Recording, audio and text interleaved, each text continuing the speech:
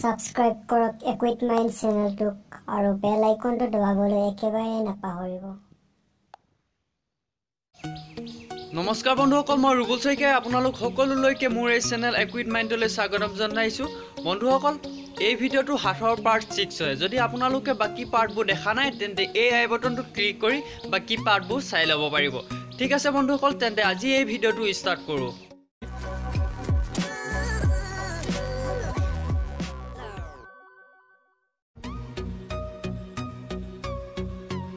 বন্ধুসকল, প্ৰথম হাতৰটো আপোনালোকৰ কাৰণে আগবঢ়াইছোঁ। বন্ধুসকল, কওকচোন কোনটো জন্তুৱে দুখ পালে মানুহৰ দৰে কান্দে? আপোনালোকৰ হাতত 10 ছেকেণ্ড সময় আছে।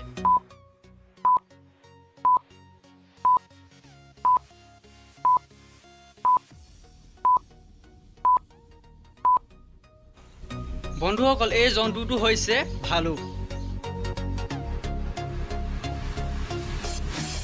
বন্ধুসকল, 2 নম্বৰ হাততো আপোনালোকৰ কাৰণে আগবঢ়াইছোঁ। বন্ধুসকল, আপোনালোকৰ এনে এটা বস্তু আছে যিটো নেকি বস্তু আপোনাতকৈ বেলেগেহে বেছি ইউজ কৰে। আপোনাৰ বস্তুটো আপোনাতকৈ বেলেগে বেছি ইউজ কৰে। সেই বস্তুটো কি আপোনালোকে ক'ব লাগে।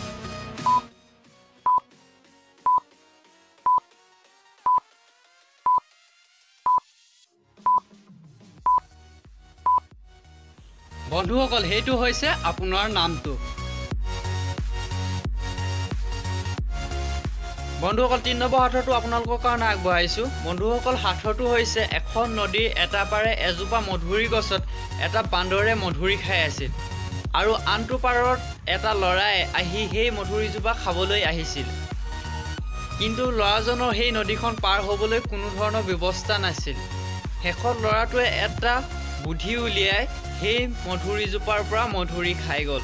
বন্ধুসকল, আপোনালোকে ক'ব লাগে যে সেই বুদ্ধিটো কি বুদ্ধি উলিয়ালে, কি বুদ্ধি উলিয়াই সেই মধুৰিজোপাৰ পৰা মধুৰি ল'ৰাটোৱে খাব পাৰিলে। বন্ধুসকল, আপোনালোকৰ হাতত মাত্ৰ 10 ছেকেণ্ড সময় আছে।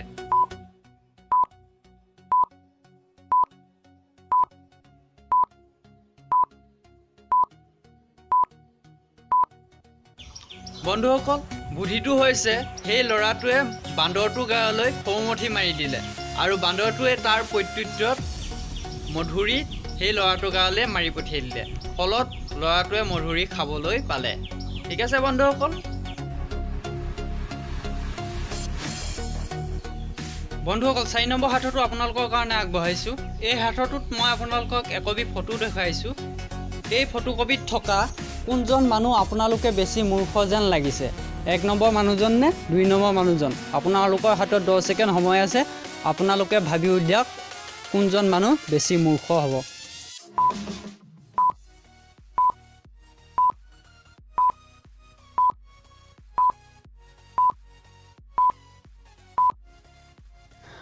বন্ধুসকল, সিহঁত দুজনৰ মাজত 2 নম্বৰ মানুহজন বেছি মূৰ্খ হ'ব, কাৰণ সি যদি সেই তক্তাখনৰ পৰা আঁতৰি দিয়ে সি বাচি যাব, কিন্তু সি সেইটো কৰা নাই।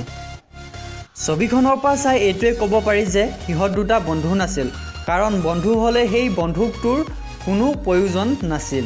এতিয়া কথা হ'ল কি, 1 নম্বৰ মানুহজনে যদি গুলি মাৰি দিয়ে 2জন মৰিব। এতিয়া আপুনি 1 নম্বৰ মানুহজনক মূৰ্খ বুলি নাভাবিব, কাৰণ তাৰ ওচৰত কোনো উপায় নাই। সি গুলি মাৰিলেও মৰিব, গুলি নামাৰিলেও সি মৰিব। সি সেইটো কথা ভালদৰে জানে। কিন্তু 2 নম্বৰ মানুহজনক এইকাৰণে মূৰ্খ বুলি কৈছোঁ, কাৰণ সি তক্তাখনৰ পৰা আঁতৰি দিব পাৰে। যদি সি আঁতৰি দিওঁতে গুলি মাৰি দিয়ে 2 নম্বৰ মানুহজন বাচি যোৱাৰ চান্স 70% আছে। গতিকে মোৰ মতেতো 2 নম্বৰ মানুহজনেই মূৰ্খ। যদি আপোনালোকৰ কিবা মতামত আছে তেন্তে তলত কমেণ্ট কৰিব। ঠিক আছে বন্ধুসকল। যদি আপোনালোকে এই ভিডিঅ'টো চাই ভাল পালে তেন্তে লাইক, শ্বেয়াৰ, কমেণ্ট কৰিব। যদি এই চেনেলটো ছাবস্ক্ৰাইব কৰা নাই তেন্তে এই চেনেলটো এতিয়াই ছাবস্ক্ৰাইব কৰি লওক। মই আপোনালোকৰ কাৰণে এনেকুৱা ধৰণৰ ভিডিঅ' সদায় লৈ আনি থাকিম। ঠিক আছে বন্ধুসকল, তেন্তে আজিলৈ বাই বাই।